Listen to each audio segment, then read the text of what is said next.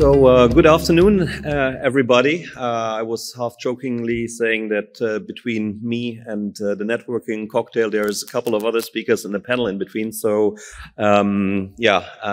Let's make use of this final hour of the day today. My name is Marco Rupp. I lead the work on sustainability and public affairs at the Bio-Based Industries Consortium. And indeed, I will talk about driving innovation across the bio-based value chain in Europe. So that picture maybe looks familiar to you. Is from lab to market in Europe in the bio-based sphere still a challenge? Well, it definitely was.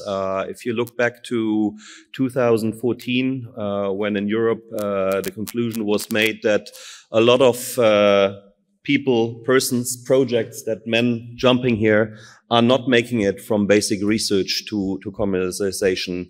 They fall into that gap. They don't make it into another side. There was that notion of an innovation valley of death. And I can tell you we've progressed a lot over the 8 years that not so many projects fall into that innovation valley of death. But there are still some challenges ahead, but also some solutions. And that's what I would like to talk a little bit about today. So one of the drivers for that challenge, and I think to me there are three of them. One of them is environmental sustainability for bio-based innovation. I think it's easy to say that a certain product or technology is sustainable, but really to provide the proof, the evidence, and also compare that, for example, to a fossil-based counterpart in terms of LCA, I think this is really a different challenge, and which our industry needs to be up for. On the other hand, you see that coins and the plants mobilizing private and public funding is still a challenge. A lot of progress has been made, but compared to some other geographies in the world, still a challenge. And then, of course, you see all these hands and wheels there. I mean, finding the right partners to collaborate with along the value chain is still an issue. Part of the solution, I would say, is what many of us do here today and what has been presented, but also what BIC is doing. BIC is the Bio-Based Industries Consortium. We want to upscale innovation. We want to connect different stakeholders along the value chain to transform feedstocks into products and processes. And that's why in our membership, we have around 240 industry members. So these are members, it could be a farming or forestry cooperative. It could be a technology provider like an enzyme company turning feedstock into a product. It could be a big or a small chemical company, or it could also be a brand company targeting the end consumer market. So all the value chain is represented in our membership. And we also have what we call associate members. So this is mostly universities, research and technology organizations, which make sure there's the cutting edge in the projects to really have the latest state of the art of innovation. How we do that, that is part of our strategy. We have 4 pillars in our strategy. I will focus a little bit more today on what is behind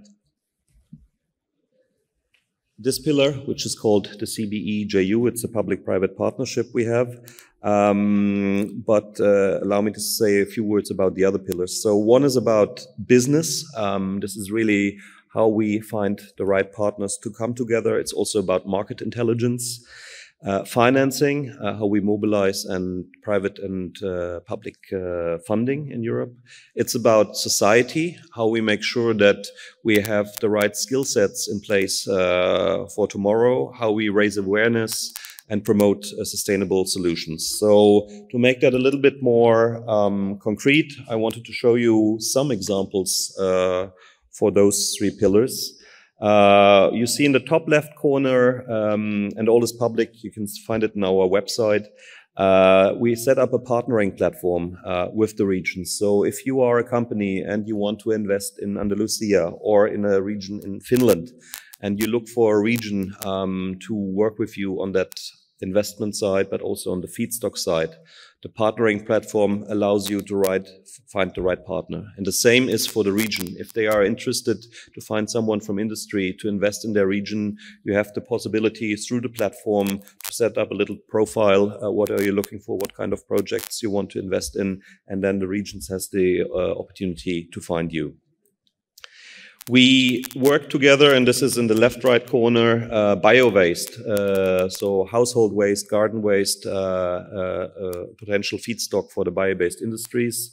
We work together with an NGO called Zero Waste Europe, who did an empirical study for us on the availability of bio-waste in Europe. And interesting outcome, there's around 90 million tons of bio-waste available in Europe, but only 15% are being utilized. So this is interesting for our members to understand where's the market, what's the availability of feedstock.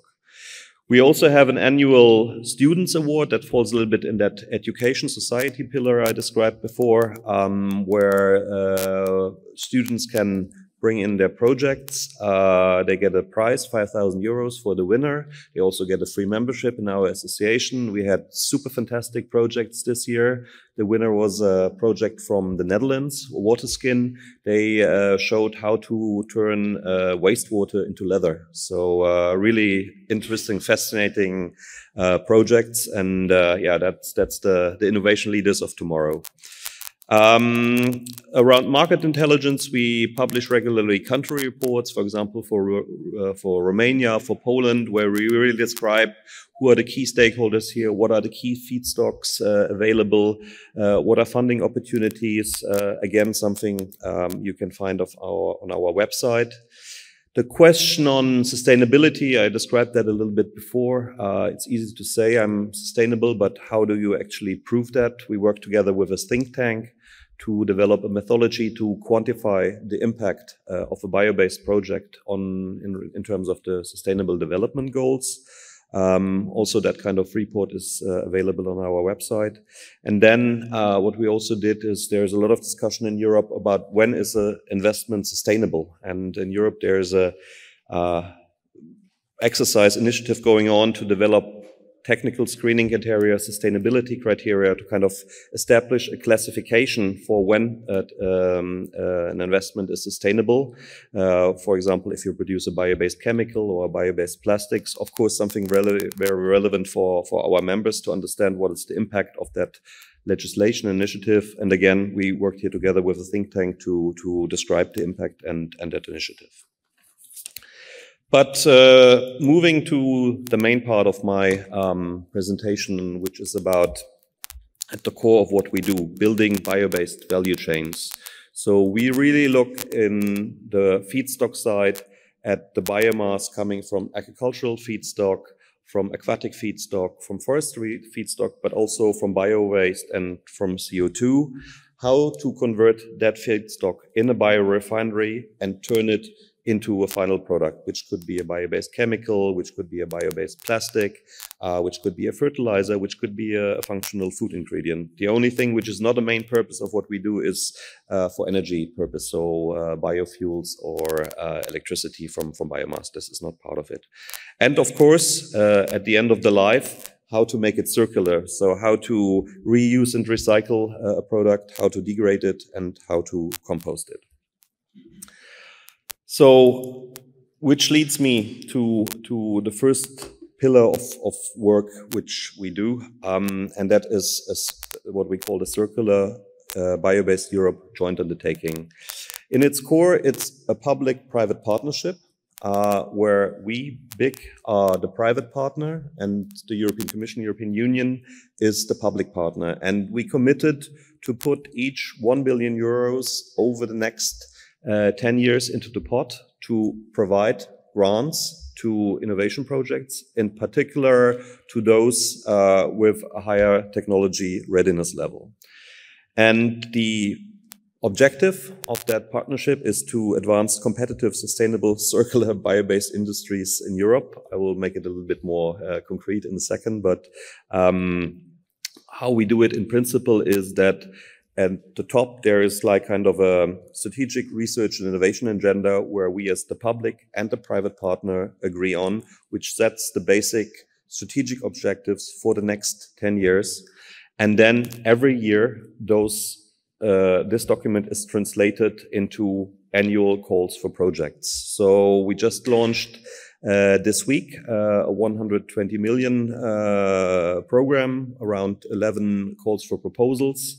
The possibility for you to participate is given because it's open calls, but as part of our role as being the private partner, the benefit of being in the consortium is you have a little bit of head start because you are part of the co-drafting of the annual work program. So again, if you look at that value chain thinking or logic behind what we do in BIC, but also behind the partnership, you can clearly see here there are three pillars. Again, we look at the feedstock side, the processing side, and the product side. So on the projects, they will look at the whole value chains or at parts of it. For example, how can we secure a sustainable and stable supply of biomass? How we can do a sourcing of biomass which respects the planetary boundaries. On the processing side, of course, it's about innovative technologies and product technologies and processes. And then on the product side, again, it can be a new bioplastic, a new bio-based chemical, any kind of products. So these kind of grants, the funding grants for these projects, as I said, there are different type of actions which are taken. The bulk of the funding, around 80%, will go to technology readiness level 8, 6, 7, and 8. So what we describe around 6, 7 as demonstration projects. So this is proof of concept along innovation across the value chain. And then what we call flagship projects. So this is technology readiness level 8 at the end of the project, which is pre-commercial level, let's say. This is large scale, first of its kind facility in Europe. So 80% of that grants to projects will go into upscaling innovation, what we describe as technology readiness level 6, 7, 8. We have a couple of funding around the rest of the 20% goes what we call RIAs, research and innovation actions. So if you have a specific problem in the value chain on the storage of biomass or at a product functionality or property issue, then these RIA projects, research and innovation actions, will look into that. We also have what we call coordination and support actions. So these are mainly studies and reports.